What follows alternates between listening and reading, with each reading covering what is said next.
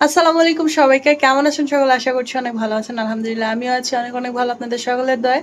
আমরা দুজনে মিলে আজকে ভিডিওটা শুরু করতেছি। আজকে আমি ওর ব্যাপারে কিছু কথা বলবো। ইভেন আরো অনেক হাজবেন্ড আছে তাদের ব্যাপারেও কিছু কথা বলবো। আমার ব্যাপারে আবার কি কথা বলবে তুমি? বলার আছে, অনেক কিছু বলার আছে। যাই হোক, আমি মানুষ ভালো না। তুমি সারা দুনিয়ার কাছে খারাপ হও, কিন্তু আমার কাছে তুমি সবার থেকে মূল্যবান এবং সবার থেকে দামি। সে তুমি ভালো হও বা খারাপ হও, আমার কাছে ভালো হলেই হলো। বাহিরের মানুষের কাছে তোমার ভালো হওয়ার প্রয়োজন নেই।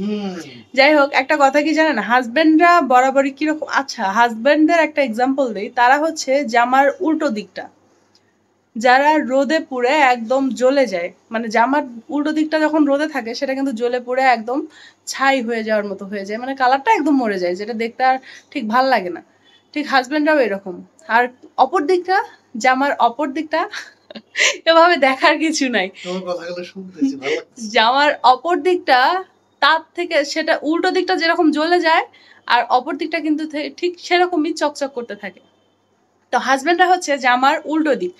এরা বাহিরে রোদে মানে রোদে ও যেভাবে তাকাচ্ছে, আমি কথা কিভাবে বলবো নিজেও একটা বুঝতেছি কথা না। কি জানো, তোমার মতো সাপোর্টিভ স্ত্রী থাকলে ওয়াইফ থাকলে আর কিছু লাগে না, বুঝছো? আর তুমি তোমার এত মতো supportive- একজন এরকম হাজবেন্ড যদি কোনো মেয়ের সঙ্গে থাকে, তার জীবনে আসলে আর কোনো কিছু চাওয়ার মতো না থাকে না, না। এটা তুমি বাইরে বলতেছো। জি না, জি না, তাহলে তুমিও বাড়িয়ে বলতেছো। আমার কথাটা আমি শেষ একদম করতে বাড়িয়ে দাও। বলি।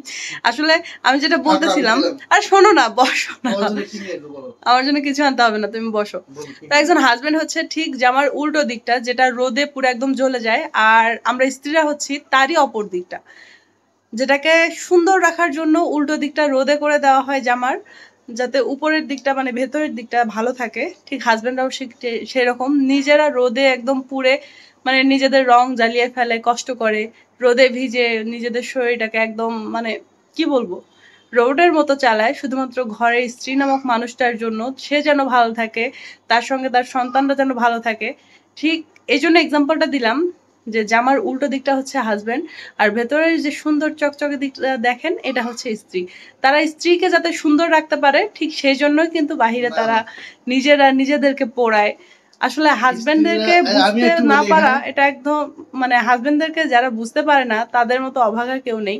তবে হ্যাঁ, সব হাজবেন্ড কিন্তু এক নয়। এবার বলো তুমি কি বলতে চাচ্ছিলে? আমি এখানে বলতেছি যে দেখো, স্ত্রীরাও কিন্তু অনেকটা পরিশ্রমী।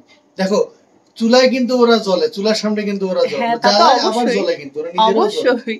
বুঝছো? শোনো, একটা কথা কি জানো, ভালোবাসা জিনিসটা এমন, দুইটা মানুষ যদি ভালোবেসে দুজনের পাশাপাশি থাকি, তাহলে এইসব মানে জাস্ট কষ্ট কিছুই না।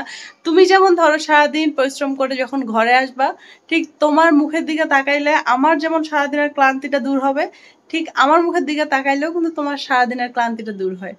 তো এই যে একটা ভালোবাসা বা আন্ডারস্ট্যান্ডিং যেটাই বল না কেন, হাজব্যান্ড ওয়াইফের মধ্যে সব থেকে বেশি প্রয়োজন মানে আন্ডারস্ট্যান্ডিংটা, তার উপর ভালোবাসা, বিশ্বাস, সবকিছু মিলিয়ে কিন্তু একটা হাজব্যান্ড ওয়াইফের সম্পর্ক।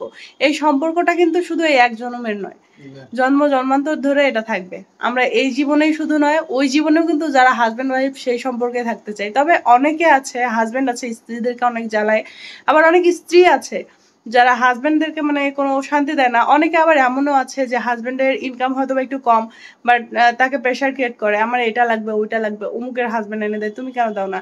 তো কথা হচ্ছে, অমুকের হাজব্যান্ডের ইনকাম আছে, নয়তোবা দেখো যে তার হাজব্যান্ড হয়তো বা অসৎ কোনো কাজে লিপ্ত আছে, বা সৎ কাজেও হইলেও তার ইনকামটা একটু বেশি, বা তোমার হাজব্যান্ডের ইনকামটা একটু কম, সেটা তো তোমাকেই বুঝতে হবে। তুমি যদি ঘরের মানুষ না বোঝো, তাহলে কে বুঝবে? এটা হচ্ছে কথা। আর একটা কথা বলি হাজব্যান্ডদের উদ্দেশ্যে, তো তাদেরকে বলবো তুমিও শোনো, হ্যাঁ। আপনাদেরকে বলবো যে আপনারা যতদিন বেঁচে আছেন, অবশ্যই চেষ্টা করবেন আপনার স্ত্রী সন্তানদের দিকে খেয়াল রাখতে। কারণ একটা জিনিস মনে রাখবেন সব সময়, যে আপনারা যদি না থাকেন, আল্লাহ না করুক, আপনারা না থাকলে আপনার স্ত্রী সন্তানের পেট ভরে খাবার খাওয়াটাও বিলাসিতা মাত্র। ঠিক আছে, সেখানে ভালো জামা কাপড় পরা এসব তো মানে অনেক দূরের কথা। পেট ভরে যে দুবেলা খাবে, তিন বেলার হিসাবও বাদ দিলাম, দুবেলা খাবে, সেটাও তাদের চিন্তা করাও বিলাসিতা।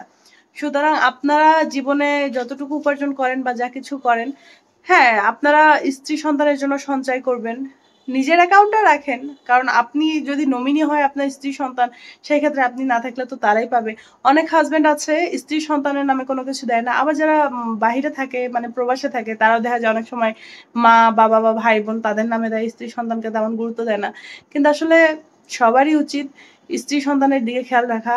আর যে বোনদের ব্যাপারে বলবো এবার, আপনারা যারা আছেন অনেকেই স্বামীকে অবহেলা করেন, বা দেখা যায় যে এই যে এত একটা মধুর সম্পর্ক, যেটা পবিত্র সম্পর্ক আল্লাহ আমাদেরকে দেয়, এই সম্পর্কটা রেখে আপনারা অনেক সময় পরকেই লিপ্ত হন। আমার বুঝে আসে না কি দেখে আপনারা অন্য ছেলের মোহে পড়েন।